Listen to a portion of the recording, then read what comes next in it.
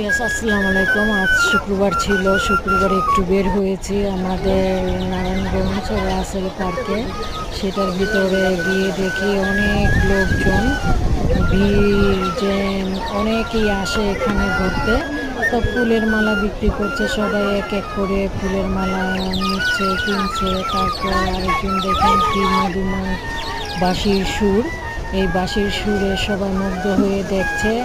আরেক সাইডে বাচ্চাদের খেলনা, পাখির ডাক, সেটাও বাজাচ্ছে আর বাচ্চারা কিনে নিচ্ছে।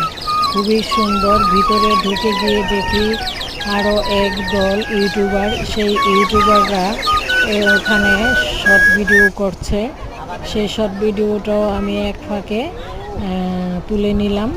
দেখলাম একটা বামুন মেয়ে দৌড়ে এসে কি বলে গেল সেটা বুঝতে পারছি না।